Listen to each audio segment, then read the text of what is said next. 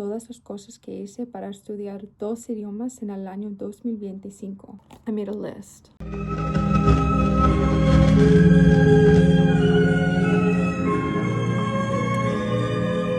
I ranked these from least helpful to most helpful. Sorry, Duolingo, you didn't make the cut. Coming in at number 10, I labeled everything in my apartment in Italian. All of the furniture, appliances, parts of the bathroom, everything.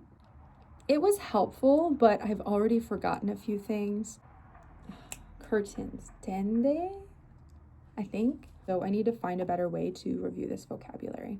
It was helpful though, and it was really fun to do. Number 9 was doing a language exchange. I feel like this could have been very helpful. On the app that I was using, I had a hard time finding someone else who wanted to take it seriously.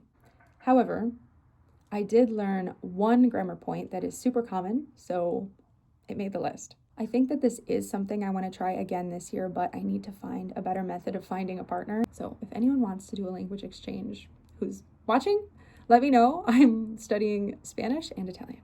Coming in at number 8 is using social media in my target language. So in a perfect world, this was a great idea.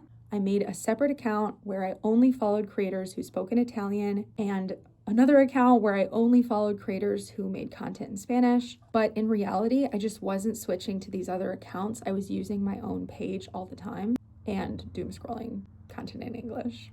But funny enough, the algorithm worked itself out and now I kind of get a mix of all 3 languages on my For You page. So can I justify it? Not necessarily. My takeaway from this is that if you're someone that does use social media a lot anyway, it doesn't hurt to engage with creators who speak your target language, because then maybe you will get exposed to more of that language. I've been getting like memes and stuff in Italian and Spanish, and sometimes I get the joke and sometimes I don't. And then I kind of go down a rabbit hole trying to research like the joke from a cultural standpoint, and I end up learning something, but those experiences are kind of few and far between. 7 is listen to music. This has helped me so much with pronunciation. To take it a step further, I would write down all the lyrics and then I would translate the words that I didn't know. This helped me learn a ton of things. I have verbs and like certain verb conjugations I will never forget from doing this. And singing along has helped my pronunciation improve in Italian so much. Coming in at number 6 is watching series and movies in my target language. I feel like you can never get enough input, which is the things that you're listening to and hearing. This year especially, I've been so focused on trying to hear as many things as I can so that when I'm in a real life situation, I'm used to hearing the language. So this has been helpful. However, the one problem about movies and TV is the dialect is very scripted. Often it's not the way people talk in real life. Also, there's a lot of scenes where people are moving around and not talking, or there's music playing. So it's not as much input as you would get from a YouTube video or a podcast. But there are also categories to this, such as reality shows, which can really help with learning slang, and also kids movies, which if you change the language that the movie's in, this helps so much. I listen to the movie in my target language and I have the subtitles in my target language. I don't care if I can't understand everything. Sometimes I'll pause it, translate a word, translate a sentence, whatever I need. I even keep a notebook sometimes with vocabulary that I want to learn. But I've found having the subtitles in my native language is counterproductive and does not help at all. Number 5, traveling to countries that spoke these languages and use them as much as possible. There are certain things I will never forget how to say because I have real life memories associated with them. I will never forget being in Mexico and I needed to get out cash. I went up to a man and I said, "Disculpa, ¿usted sabe un lugar donde puedo sacar dinero? El lugar para sacar dinero?" And he said, "El cajero. Sí, es por acá." Cajero. I will never forget. Nunca en mi vida olvidaré cajero.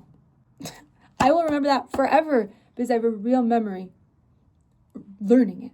Don't be afraid to try. Don't be afraid to make mistakes. Don't be afraid to not know words. Try. Why not try? Why not try? The worst thing that can happen is you'll be able to say, oh, I tried speaking French in France. It's cool to try. And I think having real life associations with words and language makes a huge difference in our ability to retain information in the long term. You might say to yourself, well, I can't think in my target language. Well, it's because that target language only exists for you in like a classroom setting. You've never used that language in real life. So how would your brain be able to associate and think in that language in those situations if you've never tried it before? Make memories in your target language, build those neural pathways so you can continue to build on that in your language learning journey. I was so nervous to practice my Italian in Italy, but then I started to realize a lot of people are kind of in the same boat. When my fiance and I were in Sicily, we were getting coffee, and the girl at the counter appeared to speak great English.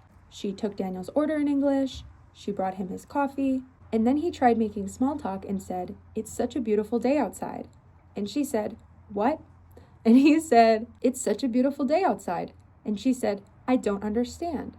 And that was when I realized I don't need to be afraid to try speaking Italian here. Language is about communication. She took his order in English to connect with him as a customer. If I want to connect with somebody, I can try using their language. That experience really kind of broke down the barrier of entry for me to want to try, realizing there's people trying every day and you don't even notice because they're confident enough to do so. Coming in at number 4, this is one of my favorite ways to learn grammar.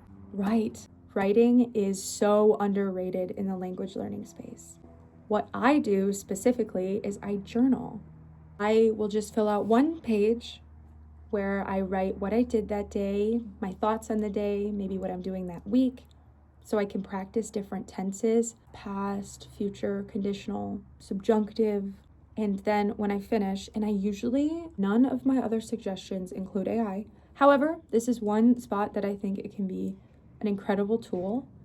What I do is I'll take a picture of my work and then I will send it to ChatGPT and say, please correct this for grammar and let me know what you think my level is right now based on the A1 to C2 European framework. It'll give me grammatical corrections such as a teacher would when you're in primary school. Then I'll look at the level that it assigned me. My most recent writing that I did was a B2 in Spanish. And I said, okay, how can I take this from a B2 to a C1? And then it generates what I wrote with some elevated vocabulary. And I'll write that one down as well next to it on another page and kind of study it, look it over, and do that a few times a week. I just recently started doing that with Italian as well. And oh my God, I have so much work to do. But it was really cool because I'm able to see my strengths and weaknesses in real time. Of course, it told me that a lot of my errors stemmed from Spanish because a lot of my words that were misspelled, I spelled them in a more Spanish way, and that I had too many direct translations from English and Spanish. In some weird way, that made me feel more confident about my Spanish level. Let me just show you. This is what I did yesterday for Italian. And then that's my rewrite. And then the red is some notes and corrections. And I'm going to try to fill this whole journal up, so we'll see. Coming in at number 3 is reading. When I read my first book in Spanish, I felt like I jumped through some kind of time machine into the future where all of a sudden I could understand grammar that I never understood before, and I could speak in a way that I had never unlocked. It was a labor of love to choose a book this big for my first book, but it was a book I was already familiar with in English, so that helped. Here's my strategy for reading. So what I do is I go through with, now I use a pencil, but at the time I used a red pen, and I underline all of the words that I don't know. On my first book, what I would do is I'd read a page underlining all the words I didn't know, and I'd read it once through to see if I could figure out the meaning on my own. Then I would reread again, defining all of the words. And then I went a step further and wrote them all down in a journal and put them on Quizlets so I could study flashcards. Literally every single page of this book, I learned thousands of new words. And there's words that I just feel like I never would have been exposed to if it wasn't for reading. Words that are more literary, words that are more elegant. And so with this method, you essentially read the book twice. When I got bored of doing it page by page, I would read a whole chapter and then go back and reread the chapter. I would also try to read out loud as much as I possibly could in order to practice pronunciation and sentence pacing. I would also record myself reading out loud in order to hear it back, kind of check my pronunciation and the way I'm pacing my sentences. Sevilla está tan lejos como la luna, por afección, lo que su vida necesita. Ci fu una lunga pausa in cui tutti pensarono alle parole di Laura. This is the most useful tool if you are an intermediate learner who has been intermediate for a long time. Maybe you studied Spanish in high school and college and then got done and felt like, well, I learned all this grammar, but I never really practiced speaking. But then that was years ago and you never really used it. This unlocked all those parts of my brain that I forgot that I had. Huge, huge tool for me. And reading out loud rather than just reading in my head helped me so much with my confidence to speak and also with my ability to understand. I don't know how that's linked, but it was. It took me literally all spring to do this, but it was one of my proudest achievements of 2025. As time goes on, I want to kind of wean off this style of reading and read a little bit quicker. But right now, I'm really doing it kind of like I would if I was in elementary school. I'm really reading with the intention that I'm like a young elementary school student and I want to learn what all these big words mean. For Italian, where my level's not as high, I have a more approachable book where it just gives you short stories that are only a few pages long with a section where they actually define a lot of the words for you and give you comprehension questions after each chapter. After I finish this, I really want to read a real book, but I just know I'm not there yet.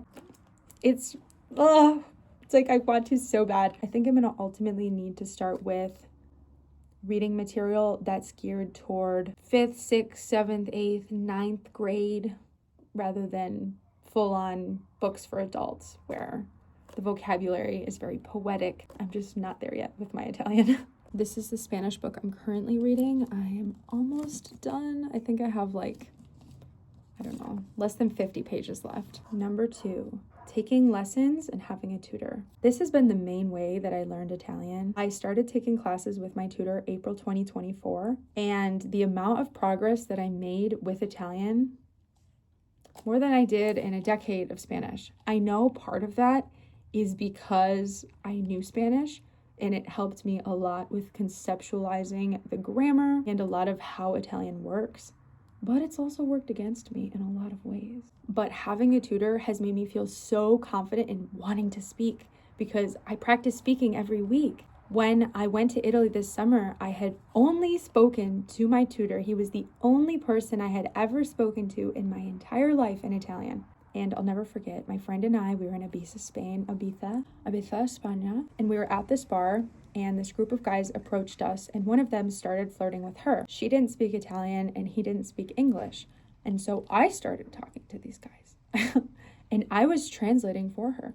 And she looked at me and said, "Since when are you fluent in Italian?" And I said, "I have no idea." I was shocked. I was literally shocked. They were the first people I had ever spoken to outside of my tutor. I thought maybe, oh, my tutor goes easy on me. In the real world, it's going to be so different. No, it was really a crazy realization. I felt so proud of myself in that moment.